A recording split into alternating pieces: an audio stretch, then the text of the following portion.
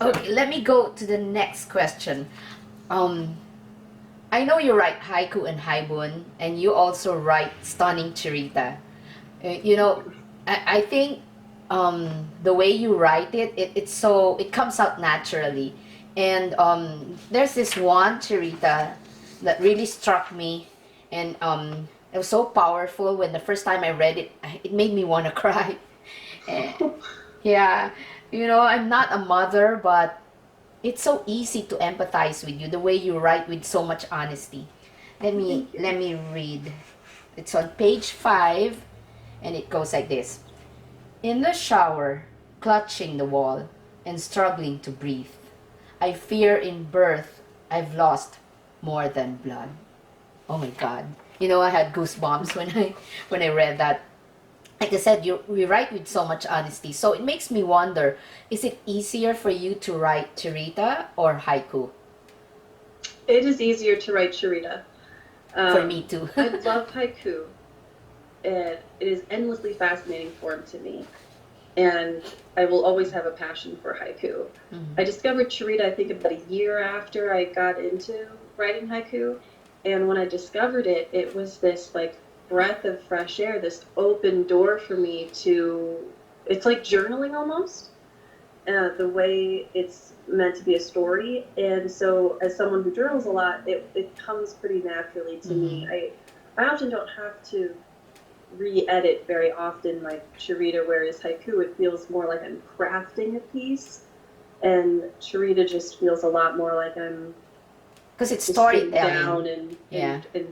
just sharing an experience I had. Yeah. Yeah, that's how I feel too when I write Chirita and when I write Panka. Mm-hmm.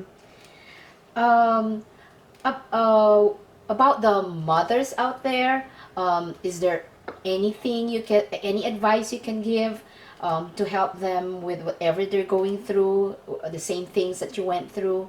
Is there anything that you can share to them? I think one of the big things is to reach out. Yeah, I agree. We so often, I think, as moms are afraid to talk about what we're going through because we are sometimes ashamed that we're having these Hmm. feelings of even despair or pain or loss.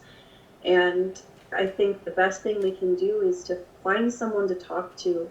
I agree. Moms Yeah. groups, friends, make friends if you Uh can. That's really hard to do as an adult. huh. So it's sometimes nice to have kids because it's an equalizing factor. You can find a mom's group somewhere. But beyond that, finding a therapist, we all need a secret keeper. We all need Yes. someone who can hear what we have to A say and neutral, a be neutral person. neutral. Yeah, someone who isn't going to judge what we say, isn't going to tell other people what we say. And you can say anything, Anything. It's anything, wonderful. and it's And just within the sometimes four walls, and he won't tell anybody. it's really comforting. And I True. think too that not being afraid to take medication if it's needed. Mm-hmm. I know Mm-hmm. there's sometimes a stigma associated to taking any kind of medication, but it can be very helpful and sometimes very necessary to get through what we're going through. And I think that there's no shame in taking medication. It's not a form of defeat. I think it's a form of bravery True. to try to do that. Yeah. I agree with everything that you said, because even if I didn't experience the kind of depression that you went through, I went through grief and depression too. I lost my late husband, and I've been through a lot, and I know that seeking a therapist, reaching out to people, to friends and family, finding something that you're passionate about, like having a mental That activity, really helps. like writing my children's books or writing poetry, it helps a Or lot. even anything else like hiking or Yes, biking exercise. or Yeah. anything that you find a passion. Find Yeah, something find that's something outside of what you're outside of currently yourself. doing. Mm-hmm. Or helping others too can Volunteering, yeah. can make you focus on something else. So there are different ways, but we definitely agree that writing, poetry writing, is a therapy. It's an outlet. I think writing is a great outlet Yes, it is an that outlet. anybody can pick up. Yeah. Now, eventually your kids are going to be old enough to read Leftover Ribbon. What do you hope they would learn from reading the book? It's actually been a challenging point for me knowing that they will read it someday. Um, but as a mom, I have bipolar disorder as well, Oh, and I I didn't know can't that. guarantee what's going to happen in the In the future future. with my kids. And so I hope that when they read it, they'll be able to look back in their own experiences of their childhood Mm-hmm. and see how loved they are and how loved they were, no Mm-hmm. matter what is to come.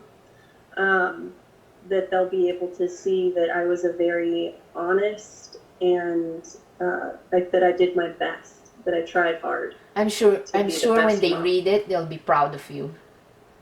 So I hope so. And another big part for me is my mom passed before I ever became a mom, and Oh, I hope that's not the case for my girls. yeah. But if it is, I hope that this can sort of be a way for me to talk to them Mm-hmm. through their own beginning years if they do have their own children. Don't yeah. To know they're not alone in what they're going through, to find hope, to find some funny moments, sort of a little bit of a legacy Uh huh. almost Uh huh. for them in parenting. Yeah. But so I think there's a lot I hope that they'll be able to get from it as they're old enough to read it. Yeah. Can you also tell us what are your future plans regarding your poetry writing? Do you have any So book coming up or something like that? I actually had this great honor of sharing some of my poetry, some of the poetry from Leftover Ribbon Mm-hmm. at a walk for maternal mental health. Oh, that's And good. it was a beautiful experience. I read my poetry. There were some other people who shared their experiences, and we did a small walk. And at the end, all of us who have survived got necklaces, and I was with my children there, and so I was holding my daughter while I was walking, and it was quite an experience. And it made me think that there there's probably a lot that I could do in terms of helping other mothers Mm-hmm. and teaching haiku at moms groups Oh, and that's a good idea. sharing it as a form of therapy, as a form Uh-huh. of self-expression, a way to Uh-huh. find identity outside of being a mom, that that I could maybe give that gift to other Other moms mothers. that I Yeah. was given through haiku. And I would love to do something with children as well, to be able to start teaching the next generation and Yeah, why start. not? We live in a very diverse area, and I would love to be able to teach the language of poetry that would be a unifying factor for the kids in our area. You know what? There's something that you should add to your list. You should, you know what it is? You should learn how to write. Oh, I lost you. Oh, there. Oh, there. You should learn how to write tanka. I don't think it will be hard for you. It will be you'll be You are a on the natural. mission. You'll be a natural. If you have a gift for writing Charita, I'm sure you'll be very good in writing tanka. I promise you. I promise you. And I won't be surprised if you'll be one of an award-winning tanka writer. I won't be surprised at all. When you have your first award, you better not forget me. I won't. I won't. I'll probably be leaning on you a lot if I start writing it. Yeah, and then who knows? That might be your next book, a tanka Maybe I'll book. have a whole book of Tonka. Yeah, you it'll and be you can and dedicated you to can. you. Thank you. And then Velvet Dust can publish it for you too. Yes, That will be an absolutely. honor, and I'll be thrilled to read your tanka because I know it's going to be powerful, it's going to be Oh, personal, and it's going to thank be you. honest, and it's going to be brave, and that's what you've done for Leftover Ribbon. I thank you so much for this interview, and I thank you for the opportunity to publish your book. Oh, thank you for everything you've done to give life to my words. Thank you. Thank you so much. And let's go on with the party. Yay! Yay! Bye. Bye. Say hi to Margaret and your younger, I forgot her name.